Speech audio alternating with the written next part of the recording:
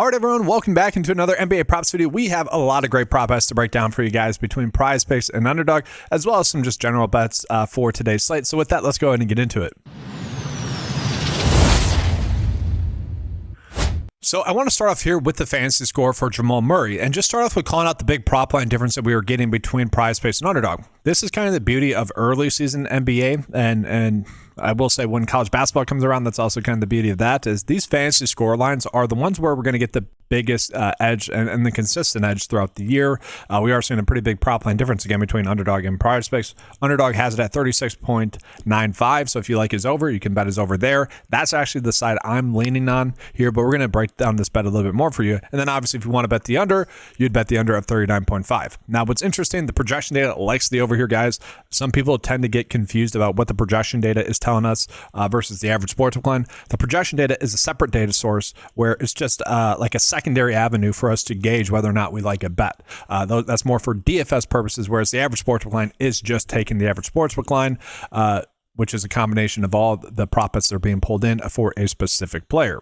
Now, the interesting part about Jamal Murray is just whether or not this game's going to stay close, and that could really dictate whether or not this bet hits. And guys, Zion is currently questionable here for the Pelicans. If he were to end up sitting, I would imagine that this game would end up being a blowout. We look at the last game that the Pelicans had with Zion off the court. They obviously got blown out there by the Boston Celtics. That is something that I think we could end up seeing here in this spot for Jamal Murray as well. Now, the issue with Jamal Murray is I think industry-wide, they haven't really been properly gauging what his season usage is going to be this early on in the season. Because if you look at what he did last year with Russell Westbrook off the court and with Michael Porter Jr. off the court, it's been doing what he has been doing thus far. And so again, the only issue that we might have with this bet is if he only ends up getting like 32 minutes, which is what he got in that game against Phoenix, which was a game that ended up being a blowout. And so this is a bet where I could actually end up seeing you hit a middle as well, where you're betting both sides of this. Again, the line should never be off. That's just apparent there, guys. So it's always a decent advantage there. I actually like the over a little bit more on Underdog, as I stated. But you guys can see he did get the under against Phoenix, which was due to him not getting the minutes. So again, I like the under on Underdog, but wanted to call that one out. And we're getting an interesting spot here with Brandon Ingram, guys. So Brandon Ingram, we're going to see that is under 1.5 blocks and steals. It has about a 54.9% likelihood to hit. But we're also being told to bet on his over fantasy score. This is a very interesting one because if he does get under 1.5 blocks and steals, that will change his likelihood in terms of getting his over 31.5 for his fantasy score. Now, this line is pretty much the same between PrizePicks and Underdog, so there's not a big edge there between the two sites, but it is worth calling out the projection data also likes the over here for Brandon Ingram. I like the over here as well. He is someone that on average throughout the season, I think he's going to continually get the over here at 31.5. I'm not too worried about the matchup here with Houston as well. The issue that we have with Toronto, though, is they do kind of go four deep in terms of who can provide the usage. Now, with Jakob Poeltl being out, that could actually just end up helping out Brandon Ingram as well. So he could be a fifth player that you add into that mix. But obviously, I'm referring to Emmanuel Quickly, RJ Barrett, and then Scotty Barnes. You also toss in Brandon Ingram into that mix. So it could just be a case where it ends up being one of those other players' games. That could end up happening. But overall, I think if we're getting his line here, Brandon Ingram's line at 31.5 throughout the season, we'd be happy to click on that. And I do want to call it, guys. Yes, his line of blocks and steals is at 1.5 with a 54.9% likely to hit. We are adjusting his 1.5 blocks and steals per his likelihood to get the over. So it is adjusting that line down to account for his average sportsbook line that we are getting there. So I did think that's worth calling out. Then we have another plus EV bet that we're getting fantasy score-wise that I do end up liking for the over. And some people might look at this via PrizePicks and be like, I don't like the over. This is actually a terrible bet. I want to bet it on his under. And you could do that. Guys, this one is off almost by 3 fantasy points between the two sites, between Underdog and PrizePicks. So again, that ends up being a decent route for you guys to go. So I do want to jump into Portland then as well. We're getting some pretty good spots here with Shadion Sharp to get his over fantasy score. We're going to notice that the line on PrizePicks is a little bit too low in comparison to how Underdog is valuing him. Now, I do like Drew Holiday as well. We're actually going to get the exact opposite opportunity to bet on him, which in a weird way is going to help us tonight because there is a chance where it could end up being a good Drew Holiday night to the point where it's not a good Sharp night, and also vice versa. I would say the vice versa. If it ends up being a Sharp night, that could end up hurting Holiday a little bit more. So I kind of like the fact that we're being told to bet on them on two separate sites with the lines that we were getting. But overall, Sharp to get over 31 for his fantasy score is a very appealing prop bet to me here on PrizePicks. Now, some of you guys might look at this and say, that's crazy. He's been terrible this year. That's also kind of the reason why I like it. So let's break it down a little bit further.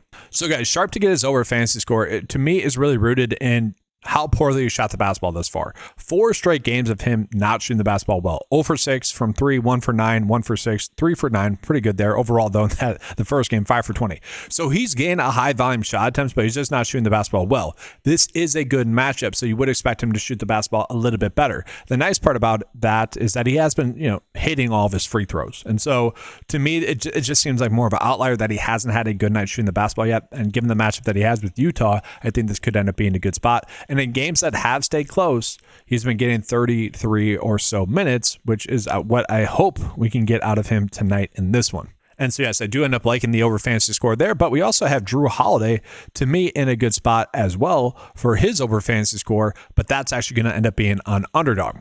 So we notice his line on Underdog is at 31.95, whereas on PrizePicks it's at 33. Again, guys, with Sharp, his line is off by almost 3 for a fantasy score between the two sites. That should never be happening. Now, Drew Holiday is someone that you look at the 31.95, only off by 1, but that can end up being significant. He is someone that has been playing very good basketball thus far this season. And I don't think the industry has really caught on to this role for Drew Holiday. This is a spot where I actually attacked a lot in best ball drafts because he was basically free. And for me, I just looked at what he did in Boston. I'm like, he was playing a role in Boston where he didn't need to be, as offensively dominant and have the ball in his hands as much. Whereas with Portland, he kind of does if they want to, win games. And so we look at the line with Drew, guys, using the PrizePicks score. And again, we're just betting on Underdog, taking the best bet. He's been able to get the over 4 straight games for this line on PrizePicks. Now, you could look at that and say, all right, he's due for a bad game. But given the matchup with Utah, I'm just like, no, he'll get the over. I'm okay with that. And then on the other side of this game as well, we are getting Keontae George for over his fantasy score, about a 53% likely for this one to hit. If you guys want to do a little game stack there, I think that could be worthwhile there for you. But let's go ahead and jump on into another bet where we are getting a pretty significant edge. Again, this just should not be happening. I do really like the over for the line on Underdog. So I'm going to give you guys 2 slips where we're getting, between PrizePicks and Underdog, where we're just getting some pretty darn good edges. So simply put, guys, he's gotten the over 3 out of 4 games thus far this season, and I'm not too worried about the matchup that he gets in this one. So that's going to end up being a good bet for us. Then another player that, again, we're going to be betting for is over more so on Underdog is going to be Josh Giddey. So we're seeing his line is off by almost 2 between PrizePicks and Underdog. On Underdog at 41.2, PrizePicks 43. Now, to be clear, I would not be comfortable betting on his over on PrizePicks. This is like the first one where it is just definitely a prop line difference advantage that we are getting here between the two sites. I'm not too worried about the matchup there with Sacramento. And this could be a bet where if you guys are just like looking at it and maybe not liking it, I could see you passing up on it. It is going to make my bet of the day there, though, on Underdog because it is a pretty significant prop line difference. The average sportsbook line has him closer to 44.65. So guys, that does round out the Underdog bet slip. So I just want to give you guys that one first, and then we'll jump into the PrizePicks bets. So again, just reiterating, we're getting some pretty significant prop line difference advantages between PrizePicks and Underdog here between the two sites. Again, if you didn't want to use Josh Giddey, that'd be the one I could take off here. But I do really like Jamal Murray, Evan Mobley, and Drew Holiday for over their fantasy scores. So now we get into probably the most egregious mistake that's currently available between PrizePicks and Underdog. Now, I will call it that the over on PrizePicks, even though this one is clearly a mistake, only has a 52% likelihood for it to hit. Okay, so that is a slight concern, but we see, guys, Underdog and the average sportsbook line both agree basically with their assessment. And so the fact that PrizePicks is giving us this line, it's clearly an outlier. We do see he's projected to get 11 assists as well. That's really going to help him. We know that assists count for 1.5x. That ends up being a ton of points there for him if he's able to get 11 assists. And then also his teammate as well, Jalen Johnson, is at a pretty good line for us as well, considering the prop line difference. I don't mind the idea of attaching these two together. Again, only about a 52% likelihood if we round up here, but all the data points are telling us to bet the over here.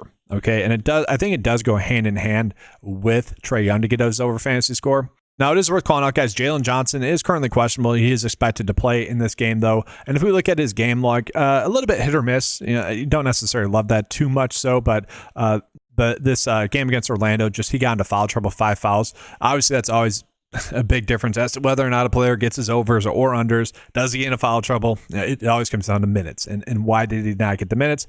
Was it foul trouble? Was he just playing poorly? Did he get hurt? That's always a big equation. I don't really mind the matchup, though, against Brooklyn. It is worth calling out Zachary Reichelsher is currently questionable for this game. If he were to end up sitting, that does help out Jalen Johnson a little bit there. And then for what it's worth, I don't mind Alexander Walker for over his fantasy score. And then another player where, again, we're getting a pretty significant prop line difference with DeMar DeRozan. A little bit of a revenge game for him as well, where he's going up against his former team, the Chicago Bulls. It's crazy. Again, only a 51.5% likelihood for the over to hit here. 30.5. You could maybe end up betting the middle here if you guys wanted to. But it's just crazy, the big prop line difference that we are getting there. So I think that ends up being a pretty solid bet for us overall. And just look at it, guys. You see his points, rebounds, and assists. Sure, the under is favored here of 27.5, but kind of, the line is still at 27.5. Like, we like that there. And then his blocks and steals as well. Again, the under is still favored there, but it's at 1.5. So that gives us a good gauge of what we should be expecting out of him. Now, I will say I don't necessarily like the fact that most of the bets we are being told to bet the under on, that typically indicates less of a good game for him. But at the same time, the lines are still what the lines are. If he gets to 27.5 points, rebounds, and assists, while also adding on a block or a steal, he should be a shoo-in to get that over. And then one other one, guys, where we're not getting an underdog line just yet, but he is someone that it's a little bit hit or miss. Here. So I don't necessarily love that, but it is another stack you guys could use to that Portland, Utah stack. So we already Drew Holiday, Sharp, and then George. You could do Kessler as well. He is someone that has crushed the over twice and gotten the under by a heavy margin once. And so that is a concern. And I think we'll know pretty quickly whether or not he's going to have a good game. So we see, guys, 55, 20 if we round up, and then about 43. So there is a high range of outcomes here. But if we are already using George, Sharp, and Drew Holiday, then this bet ends up making more sense to me there. And so let's go ahead and get into the bet of the day here for PrizePicks. Again, just looking at fantasy scores here, 5-slip bet. And mostly we are attacking all bets where the over is favored there. But we are mostly attacking the big prop line difference that we are getting between PrizePicks and Underdog. So I do want to make that clear. They're not necessarily plus EV bets exactly, but they are bets where we're just getting too good of edges for me to truly pass up on. If you guys like the unders more, bet those on Underdog.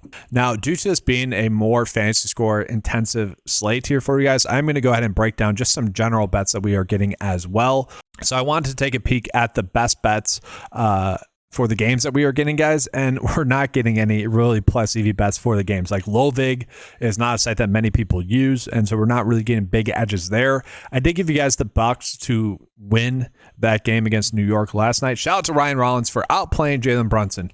I mean, it's just crazy, guys. The NBA, little tangent, the NBA media told you and gaslit fans that probably aren't Bucks fans that knew that Shams was lying, and it's just like, it's so annoying that it's allowed. I'm going to say this a couple more times this year, but Shams was reporting on Giannis while also reporting that he didn't have any sources when it came to Giannis. So he's basically saying, I am lying to you guys, and I'm just making up stuff for clicks throughout the NBA offseason because there's not that much news going on.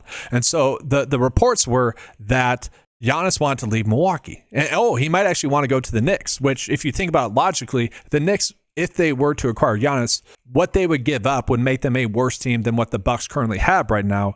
And like, if you look at it, Ryan Rollins outplayed Jalen Brunson last night. It's as simple as that, okay? And you could argue, well, he outplayed Jalen Brunson because he has Giannis. Like, okay, I get that, but this is the perfect team. That's why I told you guys to bet on the Bucks last night to cover there. A little bit of a tangent there being a Bucks fan, but it's super annoying when something like that happens. And there's so many reports about that yesterday as well. So neither here nor there, apologies, a little bit of a tangent. But the overall point is we're not getting any plus EV bets for tonight, guys. And I don't necessarily see any good spots for us based off of that. And so I did want to jump into just some more prop bets here, guys. Pick six wise, I was hoping we would get some pretty darn good edges. We are not, unfortunately. The one bet that I don't mind, though, is like D'Angelo Russell to end up shooting the basketball better. 12.5 points. He ends up getting a pretty good matchup. Not the highest scoring game at 227 total points in that game. But overall, I think Russell, who has gotten more minutes the last 2 games after Jason Kidd said we need to get point guards some actual minutes.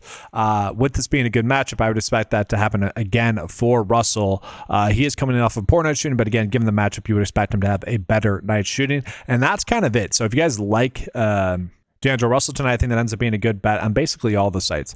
IO to the Bulls point guard to get over 12.5 points, I don't hate, but that also would feel like we're forcing it a little bit. Let's just take a peek at ESPN Bet. Nothing crazy edges there's wise based off of their lines. DraftKings, nothing also too crazy there on DraftKings. So guys, that's going to do it for this video. Please like the video, subscribe to the channel if you guys have not done so before. I do appreciate that. Thank you guys for watching. Good luck with all your bets for today. Be on the lookout for the Thursday Night Football video to drop. I'll be dropping that this afternoon as well, where we'll be covering the top prop bets for that game. Appreciate you guys being here. Good luck. And as always, let's keep cashing.